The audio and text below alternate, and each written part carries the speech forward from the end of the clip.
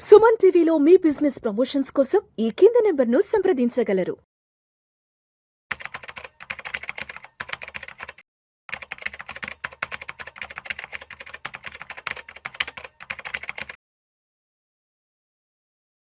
నమస్తే, welcome to Vishnu talks. నేను విష్ణు. ప్రస్తుతం నాతో పాటు NISM certified analyst Vijay Kumar గారు ఉన్నారు. వారితో మాట్లాడదాం. నమస్తే విజయ్ గారు. నమస్తే సార్. విజయ్ గారు, ఒకసారి ఇవాళ మార్కెట్ క్లోజింగ్ ఎక్కడో చూద్దాము. సెన్సెక్స్ విషయానికి వస్తే 503 పాయింట్ల నష్టంతో 83,313 వద్ద క్లోజ్ అయింది.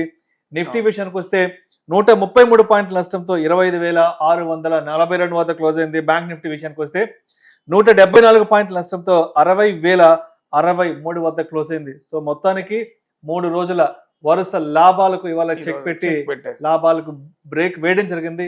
మొత్తంగా ఇవాళ మార్కెట్లు అయితే నష్టాల్లో క్లోజ్ అయ్యాయి. సో ఎందుకంటారు ఇవాళ మార్కెట్లు భారీ నష్టాల్లోనే క్లోజ్ అయ్యి? ఎటువంటి కారణాలు దీని వెనుకున్నాయంటారు? అసలు భారీ నష్టాలతో అంటే ఫస్ట్ ఆఫ్ ఆల్ మనకి ఒక 3 days నుంచి కంటిన్యూ ర్యాలీ ఉంది సార్. ఏ ఇన్వెస్టర్ అయినా సరే ప్రాఫిట్ బుకింగ్ ఒకటి. మెటల్ ఇండస్ట్రీలో ఈరోజు సిల్వర్ గోల్డ్ ప్రైజెస్ అవి ఇదవడం వల్ల మెటల్ ఇండస్ట్రీలో ఉన్నటువంటి రిలేటెడ్ ఉన్న స్టాక్స్ పడడం, హిండాల్కో 6% పడడం, వేదాంత పడింది. ఇలా మెటల్ ఇండస్ట్రీస్ లో వచ్చినటువంటి సెల్ ఆఫ్. 3 రేపు మార్నింగ్ RBI మీటింగ్ ఉంది సార్. మన రెపో రేట్స్ మీద, ఇంట్రెస్ట్ రేట్స్ మీద, కొన్ని క్యూస్, ఇంపార్టెంట్ క్యూస్ మీద డెసిషన్ మేకింగ్ ఉంటుంది రేపు మార్నింగ్ 10 o'clock అరౌండ్ స్టార్ట్ అవుతుంది సార్. మనకి ఆల్రెడీ నిన్నటి నుంచి జరుగుతుంది. రేపు ఫైనల్ డే అన్నమాట. మార్కెట్స్ ఇన్వెస్టర్స్ ఏం చేస్తున్నారంటే అక్కడి నుంచి ఏదైనా గుడ్ న్యూస్ వస్తుందేమో అని చెప్పి వాళ్ళ స్టాక్స్ ని సెల్ చేసుకొని వెయిట్ చేస్తున్నారు. ఏదైనా good news, they are expecting good news from RBI. SBI క్యూస్ ప్రకారం అయితే రెపో రేట్లు ఇవన్నీ యథాతథంగా అలాగే ఉంచుతుంది, వడ్డీ రేట్లు అలాగే ఉంచుతుంది అని చెప్పి దానికి తెలిసింది. కాబట్టి SBI ఒక్కటి తప్ప బ్యాంకింగ్ సెక్టర్ కూడా ఈరోజు సెల్ ఆఫ్ లోనే ఉంది సార్.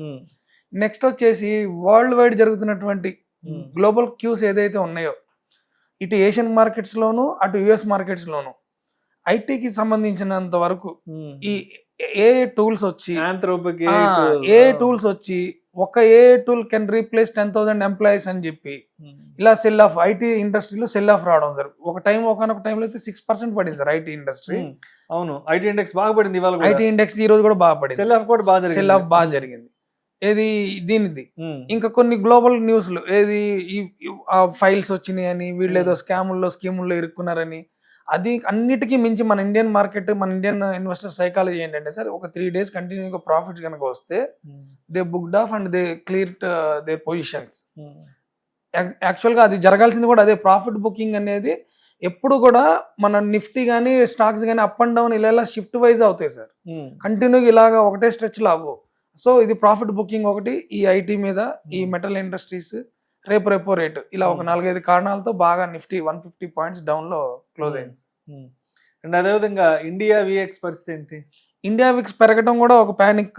వీళ్ళు ఈరోజు 12.85 ఏదో సమ్ ఇండియా విక్స్ ఇండికేట్ చేస్తుంది సార్.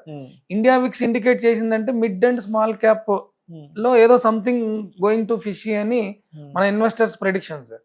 ఇండియా విక్స్ పెరగడం వలన కూడా వీళ్ళ స్టాక్స్ లో సెల్ ఆఫ్ చేయడం జరిగింది సార్. రేపు మార్నింగ్ ఏదన్నా పాజిటివ్ న్యూస్, ఈ నైట్ US మార్కెట్స్ లో పాజిటివ్ న్యూస్లు ఏమన్నా వచ్చి ఈ AI మీద can't replace this many jobs అని వాళ్ళు ఏదన్నా మళ్ళీ NVIDIA వాళ్ళు కానీ, మైక్రోసాఫ్ట్ వాళ్ళు కానీ, వీళ్ళు ఏదన్నా this AI tools are permanently can't replace human beings అనేది ఏదైనా ఒక స్టేట్మెంట్ వస్తే we can see again rally in IT stocks. Last month లో కూడా NVIDIA CEO ఇలాగే మాట్లాడాడు, ఐటీ ఇండస్ట్రీస్ పడ్డాయి, మళ్ళీ సేమ్ వేలో మళ్ళీ పెరిగినాయి. So we are expecting, industry expecting some good news from IT industries. అది సార్. రేపు రెపో రేట్ కనుక బ్యాంకుల దగ్గర ఇన్ని 100 కోట్లు ఉంటే మీరు ఉంచుకోండి, రెపో రేట్ ఏదన్నా తగ్గించినా, రెపో రివర్స్ రేట్ ఏదన్నా పెంచినా, బ్యాంక్స్ ఏం చేస్తాయంటే సార్, బ్యాంకులు కలెక్ట్ చేసిన మనీని RBI అడుగుతుంది. మీరు కనుక 100 కోట్లు కలెక్ట్ చేస్తే నాకు 30 CR పంపాలి మీరు అని అడుగుతుంది. RBI అడుగుతుంది. ఈ RBI 30 CR పంపమంటే వీళ్ళ దగ్గర 70% మనీ బ్యాంక్స్ దగ్గర ఉంది. They can pump in society through personal loans, education loans, housing loans. అలా కాకుండా రేపొద్దున RBI మీరు 100 కోట్లు కనుక కలెక్ట్ చేస్తే నా దగ్గరే 70 కోట్లు పెట్టాలని చెప్పింది అనుకోండి, ఈ రెపో రేట్ అంటారు దాన్ని టెక్నికల్ భాషలో. ఇలా నా దగ్గర ఇన్ని కోట్లు పెట్టాల్సిందే అందనుకోండి, బ్యాంక్స్ హెల్ప్లెస్ అవుతాయి. అంటే వాటికి వచ్చే అతి తక్కువ సోర్సెస్ తో ఈ క్రెడిట్ కార్డ్స్ అని ఇవి జనరేట్ చేయలేవు. సో బ్యాంకింగ్ సెక్టార్ కి రిలేటెడ్ గా అన్ని ఇండస్ట్రీస్ దేనికి రిలేటెడ్ సార్? బ్యాంకింగ్ సెక్టర్ కి రిలేటెడ్. అవి ఇండివిజువల్స్ దగ్గర అప్పులు చేయవు ఇండస్ట్రీస్, బ్యాంకుల దగ్గరే అప్పు చేస్తాయి.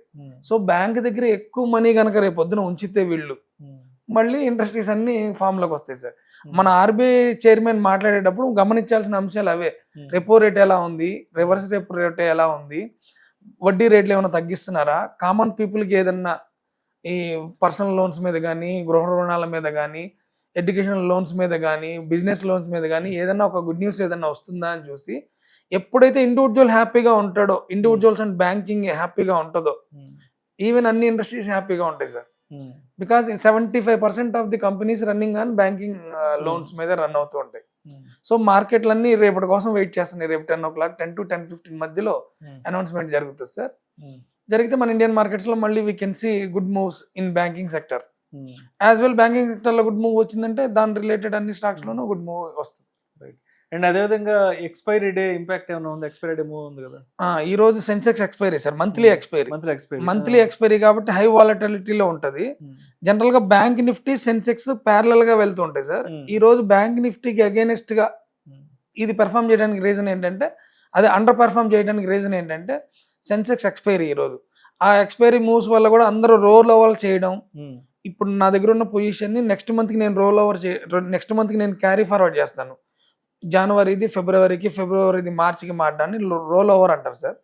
ఈ రోల్ ఓవర్లలో ఈ వాలటాలిటీని చూస్తూ ఇన్వెస్టర్లు ఎందుకులే మనం వెయిట్ చేద్దాం అనే వెయిట్ చేసే ధోరణితోనే ఈ రోజు ఇటుపక్క స్టాక్స్ లో సెన్సెక్స్ లో ఉన్న 300 స్టాక్స్ మీద ఆ ఇంపాక్ట్ ఉంటుంది సార్. సెన్సెక్స్ లో బిగ్ కంపెనీస్ 300 లిస్టింగ్ ఉన్నాయి.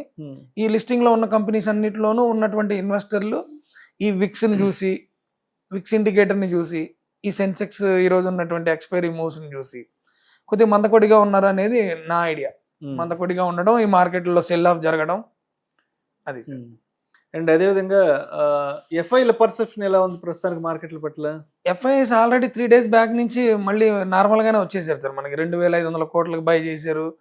ఎఫ్ఐఎస్ ఇన్వాల్వ్మెంట్ ఇప్పుడు మనకు తెలియదు సార్. మన ఒక 2-3 days అయితే వీళ్ళ డెసిషన్స్, వీళ్ళ ఇంప్లిమెంటేషన్స్ ఎలా ఉన్నాయి. ఇప్పుడు బడ్జెట్ వచ్చిన రోజు ఇంకా అయిపోయింది, ఎస్టీటీని 5% 1.5 చేసేసారు, ఇంకా అసలు మేము ఇంకా రాము అన్నట్టుగా సెల్ ఆఫ్ జరిగింది సార్.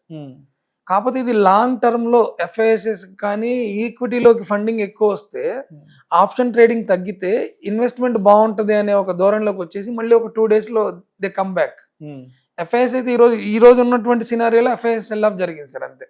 మళ్ళీ ఈ కమింగ్ డేస్ లో ఇప్పుడు ఈ రేపు వచ్చే రెపో రేట్ కానీ, మళ్ళీ ఈ ఐటీలో ఏదైనా గుడ్ న్యూస్ చూస్తే, ఐటీ ఇండస్ట్రీలో దగ్గర 20% మన ఎక్స్పోర్ట్స్ ఉన్నాయి సార్ మనది. టీసీఎస్ కానీ, ఇన్ఫోసిస్ కానీ, డిక్సాన్ కానీ, ఇలాంటి టెక్నాలజీ కంపెనీలన్నీ చాలా ఉన్నాయి. వాళ్ళల్లో 18 to 25% అబోవ్ అందరు ఇన్వెస్టర్లు ఫారెన్ ఇన్వెస్టర్సే. బికాస్ వాళ్ళకి అక్కడ బిజినెస్ ఏం జరుగుతుందని తెలుసు కాబట్టి they are invested in our IT index. So అక్కడ నుంచి గుడ్ న్యూస్ వచ్చిందంటే ఆటోమేటిక్గా they are pumping in to money in our markets only. So some good news they are expecting sir. ఈ 2 రోజులు వచ్చినటువంటి న్యూస్తో పాటు ఈ ఐటీ ఇండస్ట్రీస్ కానీ, లేదంటే సిల్వర్ అండ్ గోల్డ్ కూడా కొద్దిగా ప్యానిక్కి గురి చేస్తున్నాయి సార్. సిల్వర్ అండ్ గోల్డ్ మీద మొన్నటి వరకు హిందూ జింక్ 9% 10% కూడా పెరిగినాయి పర్ డే, హిందూ జింక్ కానీ, వేదాంత కానీ. సో ఈ మెటల్ ఇండస్ట్రీస్లో ఏదైనా గోల్డ్ కానీ, సిల్వర్ కానీ ఈ రోజు కొద్దిగా ఏదైనా అప్కమింగ్ మూమెంటం ఇస్తే ఆ సెక్టర్ కూడా రేపొద్దున ఇది అవ్వడానికి ఉంటుంది సార్. ఆ సెక్టర్లో కూడా ఫారెన్ ఇన్వెస్టర్స్ ఉంటారు. ఓకే, ఫారెన్ ఇన్వెస్టర్స్ ఏం చేస్తారంటే ఎక్కడైతే డిక్లైన్స్ జరుగుతున్నాయో ఆ డిక్లైన్స్ జరుగుతున్న దానిలో పెట్టడానికి నార్మల్ పీపుల్ నిఫ్టీ ఫాలో అవుతుంటే ఎందుకు ఫాలో అవుతుంది, ఎప్పుడు వరకు ఫాలో అవుతుంది అని ఆలోచిస్తారు సార్. ఎఫ్ఐఎస్ కానీ, కొద్దిగా ప్రో లెవెల్ ట్రేడర్స్ కానీ, ఇన్స్టిట్యూషనల్ ఇన్వెస్టర్స్ కానీ, బ్యాంక్స్ కానీ ఇది పాజిటివ్గా టర్న్ అవ్వడానికి ఏ అప్కమింగ్ ఈవెంట్స్ ఉన్నాయని చూస్తారు. పీపుల్ ఆర్ ఫియర్లో సెల్ ఆఫ్లో ఉన్నప్పుడు వీళ్ళు గ్రీడీలోకి వచ్చి బై చేయడం మొదలు పెడతారు, ఇంతకంటే తక్కువ దొరకదు. అంటే జనరల్గా ఏ కామన్ ఇన్వెస్టర్ అయినా చూడాల్సింది ఏంటంటే మార్కెట్లో ఒక రేంజ్లో పెరుగుతున్నప్పుడు ఇది నిఫ్టీ ఫాలో అవడానికి కానీ, స్టాక్స్ ఫాలో అవడానికి ఏదైనా అప్కమింగ్ ఈవెంట్స్ ఉన్నాయా, ఈవెంట్స్ ఉన్నాయి అంటే నిఫ్టీ ఫాలో అవ్వచ్చు. అంటే opposite side of the market, out of the box మనం ఆలోచించాలి. ఓకే, ఇంకోటి నిఫ్టీ ఇప్పుడు ఈరోజు పడింది కదా సార్, అప్కమింగ్ ఈవెంట్స్ ఏమున్నాయి, ఆర్బీఐ మీటింగ్ ఉంది, అప్కమింగ్ మీటింగ్స్ ఏమున్నాయి, అక్కడ ఐటీ వాళ్ళు మాట్లాడడానికి రెడీ అవుతున్నారు. ఇంకా అప్కమింగ్ మూమెంట్స్ ఏముంది, ఒక 2-3 బిగ్ కంపెనీస్ రిజల్ట్స్ ఉన్నాయి ఇది మన ఇండియాలో. అవునవును. సో ఈ అప్కమింగ్ మూమెంటం వల్ల ఈ 153 పాయింట్స్ ఏదైతే నిఫ్టీ డౌన్ అయిందో ఇది మళ్ళీ రీక్లైన్ అవ్వడానికి ఛాన్సెస్ ఉన్నాయి కాబట్టి ఎఫ్ఐఎస్ ఆ రేంజ్ లో ఆలోచిస్తుంటారు. అందుకనే చూడండి మీకు కంటిన్యూ 3 days తర్వాత మళ్ళీ నిఫ్టీ 600 పాయింట్లు మూమెంటం రావడం, లేదంటే 600 పాయింట్లు పడ్డ తర్వాత మళ్ళీ 200 పాయింట్లు రావడం, అలాంటి జరగడానికి రీజన్ ఏంటంటే మనం అప్కమింగ్ ఈవెంట్స్ మీద ఈ స్మాల్ అండ్ మిడ్ క్యాప్ లో ఏదైనా న్యూస్ రన్ అవుతుందా చూడాలి. అది సార్ ఎఫ్ఐఎస్ మళ్ళీ they will come back sir. అసలు మనకి ఎఫ్ఐఎస్ మీద అసలు వరియే లేదు సార్. ఇండియాకి మించినటువంటి వేరే ప్లాట్ఫామ్ వాళ్ళకి దొరకదు. ఏదో భయపెట్టడానికో లేదంటే ఆ ప్యానిక్ లో ఏదో సెల్ ఆఫ్ చేయడం తప్ప ఇండియన్ ఎకానమీ చాలా వెల్ గ్రోత్ లో ఉంది. మంచి జీడిపి రేట్స్ కానీ అవన్నీ బాగున్నాయి. గవర్నమెంట్ బడ్జెట్ రిలీజ్ చేసింది, అది కూడా ప్రోగ్రెసివ్ బడ్జెట్ అని చెప్పి వాళ్ళకి ఒక ఐడియా ఉంది. So they will come back very soon. So Vijay గారు, మరి Nifty support and resistance level ఎక్కడ తీసుకునే అవకాశం ఉందంటారు? ఇప్పుడు సపోర్ట్ జనరల్ గా ఒక 2-3 టైమ్స్ నుంచి ఈ మంత్ లో ఒక 2-3 టైమ్స్ నుంచి లైఫ్ టైం హైని టచ్ చేయడం, ఒక 300 పాయింట్స్ పడడం, లైఫ్ టైం హైని టచ్ చేయడం, ఒక 200 పాయింట్స్ పడడం, అలాగే ఒక 3 టైమ్స్ అలాగే జరిగింది సార్. ఎస్ఎంఏ కానీ ఈఎంఏ మూవింగ్ యావరేజెస్ లో సపోర్ట్ అంటూ ఇప్పుడు సపోర్ట్ లెవెల్లోనే రన్ అవుతుంది సార్. ఏది 25 ఇప్పుడు ఏదైతే క్లోజ్ అయిందో అది మంచి సపోర్ట్ లెవెల్లో రన్ అవుతుంది. మనకి పైన వచ్చే resistance all time high resistance sir. ఎప్పుడైనా ఈ మంత్ మొత్తంలో ఒక 3-4 టైమ్స్ మీరు 30 minutes చార్ట్ కనుక పెడితే 30 minutes చార్ట్ లో దాని సపోర్ట్ ఎక్కడైతే ఈ డే హై రన్ అవుతుందో, లైఫ్ టైం హై రన్ అవుతుందో అక్కడ నుంచి 200-300 డిక్లైన్ అవ్వడం, మళ్ళీ డిక్లైన్ అయిన దగ్గర నుంచి 200-300 ఇది అవడం. మనకి సపోర్ట్ వచ్చేసి 25624 దగ్గర నుంచి మంచిగానే ఉంటుంది సార్. 25624 right right. సో అది కనుక బ్రేక్ అయితే మంచి మూమెంటం ఉంటుంది. మరి టెక్నికల్ గా గ్రాఫ్లు ఏం చెప్తున్నాయి మార్కెట్లకు సంబంధించి? టెక్నికల్ గా అదే సార్, ఎస్ఎంఏ 6 day ఎస్ఎంఏ కానీ 16 days కానీ ఎస్ఎంఏ అన్ని పాజిటివ్ గానే చూపెడుతున్నాయి సార్. మన ఇండియా నిఫ్టీ వరకు అంటే అక్కడ సపోర్ట్ జోన్ లో రన్ అవుతుంది. 150-200 పాయింట్స్ డౌన్ అయింది కాబట్టి మనం సపోర్ట్ జోన్ లో రన్ అవుతున్నాం సార్. Right right. అయితే లాస్ట్ 3 days మార్కెట్ లాభాల్లో ముగిస్తుంది, తర్వాత ఇవాళ భారీ నష్టాలు ముగిస్తుంది కాబట్టి మరి ఈ 4 days మార్కెట్ని దృష్టిలో ఉంచుకుని రేపటి వీకెండ్ శుక్రవారం నాటికి మార్కెట్లు ఏ విధంగా సిద్ధంగా ఉండాలంటారు? ఇప్పుడున్న వాళ్ళు గ్లోబల్ క్యూస్ని బట్టి అయితే శుక్రవారం రోజు ఎటువంటి పొజిషన్స్, ఎక్కువ మొత్తంలో పొజిషన్స్ ఏమి తీసుకోకుండా ఉండటమే బెస్ట్ సార్.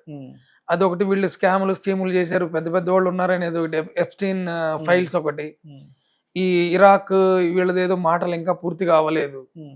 మళ్ళీ రేపొద్దున వచ్చేటటువంటి మన బ్యాంక్ నిఫ్టీది కూడా డెసిషన్స్ ఎలా ఉంటాయి, దీని ఇంపాక్ట్ ఎలా ఉంటుంది అనేది మన మార్కెట్ తెలిసే లోపే మార్కెట్ క్లోజ్ అవుతుంది. సో యాజ్ అన్ ఇన్వెస్టర్గా మీ దగ్గర ఉన్నటువంటి పోర్ట్ఫోలియోని రోజు చూడకుండా, లేదంటే మీ పోర్ట్ఫోలియోని అలాగే ఉంచి ఎటువంటి మనీ యాడ్ చేయకుండా మండే కోసం వెయిట్ చేయడమే మంచిది సార్. ఈ 2 days ఉన్నటువంటి గ్లోబల్ న్యూస్ ఏదైనా ఇంపాక్ట్ జరిగితే ఓవర్ నైట్ మనం we can't handle that positions కాబట్టి ఈ గ్లోబల్ క్యూస్ని బట్టి అయితే మనం కొద్ది పొజిషన్ తీసుకోకుండా ఉండడమే మంచిది. ఎందుకంటే ఏషియన్ మార్కెట్స్ క్యూస్ బాగాలేదు. నిన్న డౌజోన్స్ 6% దాకా, నిన్న నైట్ కూడా డౌజోన్స్ పడడం జరిగింది. మన ఇండియన్ మార్కెట్స్ ఈ రోజు పడ్డాయి. ఫ్రైడే ఎట్లా లేదన్నా మీకు సెల్ ఆఫే ఉంటుంది సార్. ఆఫ్టర్ 12-12:30 మార్కెట్లో సెల్ ఆఫ్ అన్నా ఉంటుంది, లేదంటే ప్రాఫిట్ బుకింగ్ అన్నా జరుగుతుంది. ఫ్రైడే రోజు పొజిషన్స్ ఏం తీసుకోకుండా రేపు మార్నింగ్ ఈ ఫస్ట్ అవర్లో వచ్చేటటువంటి న్యూస్ని బేస్ చేసుకొని ఆ బ్యాంకింగ్ సెక్టర్ నుంచి ఏదైనా గుడ్ న్యూస్ వస్తే రిలేటెడ్ బ్యాంక్ స్టాక్స్ ని మీరు హోల్డ్ చేయొచ్చు తప్ప, if any good news from banks, ఇందాక చెప్పినటువంటి రెపో రేట్ కానీ, రివర్స్ రెపో రేట్ కానీ, ఇంట్రెస్ట్ రేట్లు కానీ, ఇవి ఏదన్నా పాజిటివ్ గా ఉండి బ్యాంక్ నిఫ్టీ ఒక 200+ లో కనుక క్లోజ్ అయితే, ఆ క్లోజ్ అవుతున్న టైంలో బై ద టైం 315 అలాగా, ఈ 315కి మీరు ఏదన్నా బ్యాంకింగ్ సైడ్ మంచి ఫండమెంటల్స్ బాగున్నటువంటి బ్యాంకింగ్ సైడ్ మీరు స్టాక్స్ ని హోల్డ్ చేసుకుని మండేకి ఇది చేసుకోవచ్చు. లేదంటే ఈ 2 days కొద్దిగా వెయిట్ అండ్ వాచ్ అనే చెప్తాను సార్ నేనైతే ఇప్పుడున్న పరిస్థితులను బట్టి.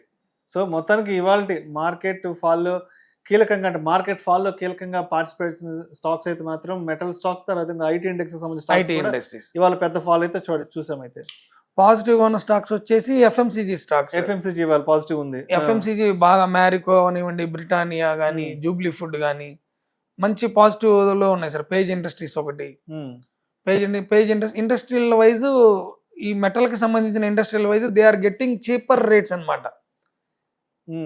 ఈ గోల్డ్ మైనింగ్ చేసే కంపెనీలేమో, గోల్డ్ అండ్ సిల్వర్, ఈ కాపర్ మైనింగ్ చేసే కంపెనీలేమో సెల్ ఆఫ్ అయితే, వీటిని రా మెటీరియల్ గా యూజ్ చేసుకునేటటువంటి కంపెనీలకి ఇది అడ్వాంటేజ్.